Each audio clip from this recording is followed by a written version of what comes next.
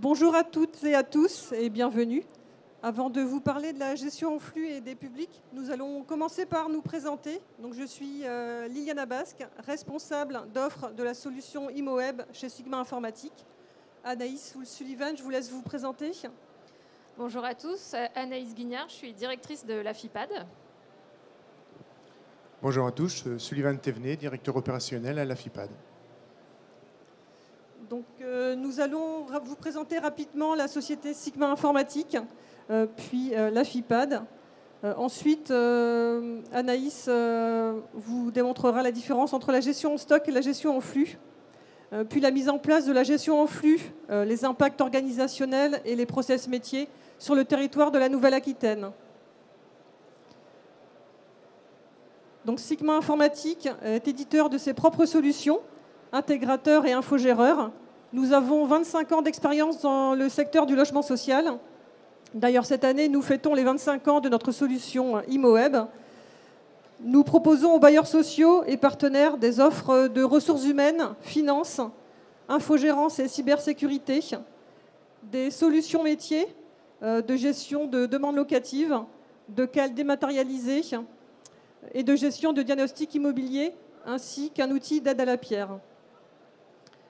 Nos clients sont essentiellement des associations départementales et régionales de fichiers partagés, des bailleurs sociaux et des partenaires.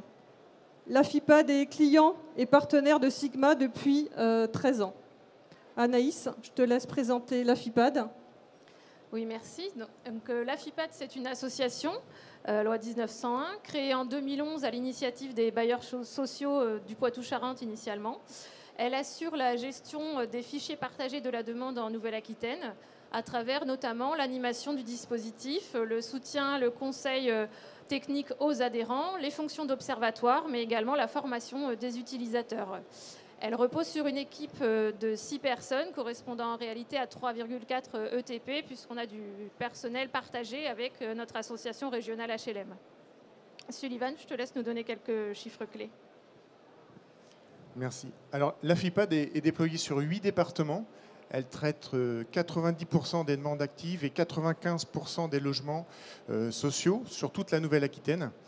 L'association compte 42 bailleurs, 48 collectivités, dont 17 EPCI et bien évidemment Action Logement Service.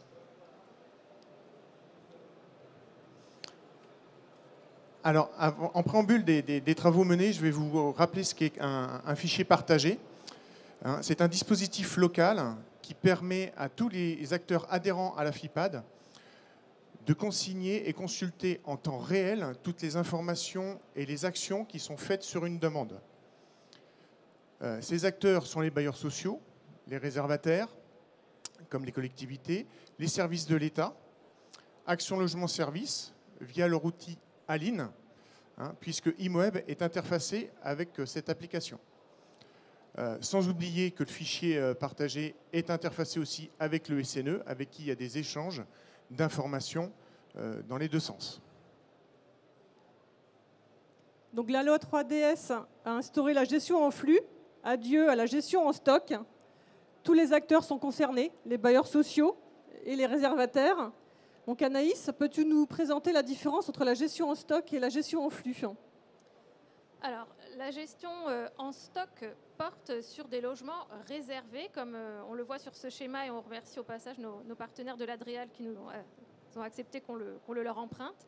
Elle porte sur des logements réservés, identifiés dans le programme de l'organisme à l'adresse.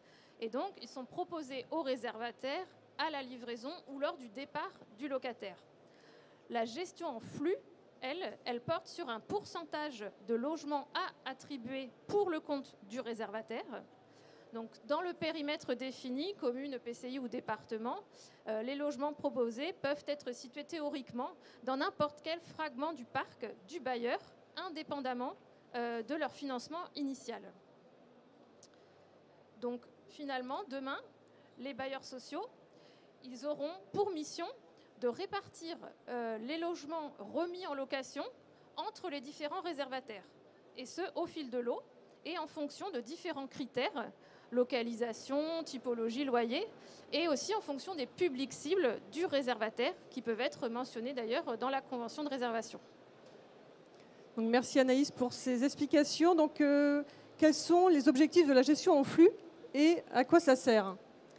Alors, les objectifs poursuivis dans le cadre de la gestion en flux, finalement, c'est d'apporter plus de souplesse dans le rapprochement entre l'offre et la demande, avec donc cette possibilité de s'exonérer du réservataire initial du logement lorsqu'on recherche le demandeur, et ainsi, finalement, faciliter la mobilité résidentielle et la recherche de mixité sociale. Donc, je vais te laisser également évoquer la mise en place de la gestion en flux sur le territoire de la Nouvelle-Aquitaine. Alors, le passage à la gestion en flux, finalement, pour toutes les réservations, ça passe par plusieurs étapes et la FIPAD, effectivement, accompagne ses adhérents dans plusieurs d'entre elles. Donc, la première étape, c'est comprendre et définir ses objectifs, donc le cadre conventionnel qui est à définir le plus en amont possible entre le bailleur et le réservataire. C'est vraiment la base, et la base du travail, c'est la convention. Ensuite, une fois que la convention, elle cadre les objectifs, eh bien, il faut se préparer à ce nouveau mode de gestion. Et pour la FIPAD, eh bien, ça passe par la formation des utilisateurs à la gestion en flux donc dans ImoWeb, qui est notre logiciel de gestion partagée, à travers notamment la notion de désignataire d'attribution. C'est également l'accompagnement du bailleur dans le paramétrage de ses objectifs cibles, ses objectifs à atteindre, et les modalités de gestion prévues dans les conventions, gestion déléguée, gestion non déléguée. Et également la mise en place des modalités d'identification ou de labellisation des publics cibles lorsqu'ils sont définis. Ensuite, eh bien, les bailleurs et les réservataires devront pouvoir utiliser correctement toutes ces fonctionnalités dédiées et les process que nous aurons validés collectivement afin d'assurer le suivi des attributions réalisées. Il est important de suivre ces indicateurs dans le temps pour savoir finalement où l'on est des attributions affectées à chaque réservataire et donc en consultant régulièrement les tableaux de bord mis à disposition à cet effet. Et donc, en fin d'année, en principe, si tout va bien, les bilans pourront être établis automatiquement et de manière fiable pour l'ensemble des bailleurs et des réservataires utilisateurs du fichier partagé. Donc, Sullivan, peux-tu nous expliquer concrètement ce qui se passe à la libération d'un logement?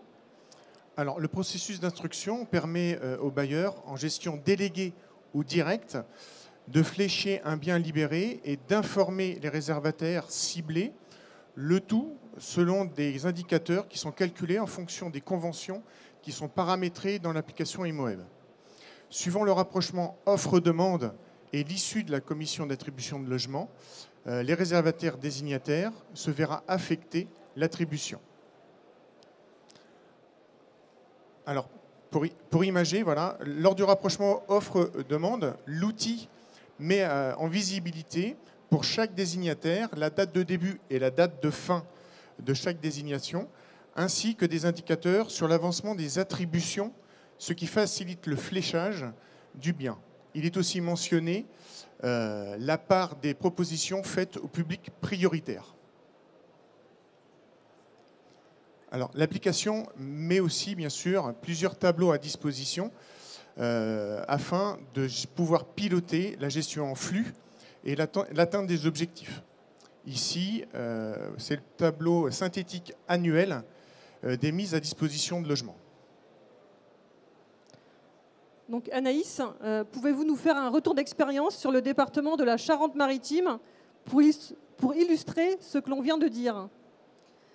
Oui, alors dans le cadre du passage à la gestion en flux de la réservation préfectorale de la Charente-Maritime, qui s'est mis en place en 2018, on a beaucoup travaillé avec les services de l'État et les bailleurs du territoire sur le repérage des publics prioritaires, leur suivi, mais également leur relogement au fil de l'eau sur le contingent du préfet. Donc, sur la base de critères partagés qu'on a établis donc, collectivement suite à différents ateliers, on a mis en place un dispositif qui permet à l'outil de détecter automatiquement les publics potentiellement prioritaires à partir des éléments déclarés dans le formulaire CERFA. Ainsi, l'État dispose de ce dispositif et a également la possibilité de labelliser manuellement des publics, par exemple, plus ciblés, type les DALO par exemple, ou certains publics qui n'auraient pas été détectés évidemment par l'outil. Donc ça permet aux bailleurs sociaux de disposer d'un vivier de publics prioritaires, mais également pour le réservataire État, de disposer d'un suivi en amont et en aval des dossiers avec des informations disponibles en temps réel dans le fichier partagé. Donc, de nombreux territoires ont d'ores et déjà adopté la gestion en flux. Les relations entre le bailleur social et les réservataires sont primordiales et permettent d'orienter le bien disponible vers le réservataire dont le public de demandeurs lui paraît le plus approprié. Donc, l'échéance du 24 novembre 2023 pour passer à la gestion en flux des réservations de logements sociaux, c'est demain. Je vous remercie pour votre attention. Si vous avez des questions, des remarques ou des informations complémentaires, vous pouvez nous retrouver sur le stand F28 de Sigma Informatique. Merci.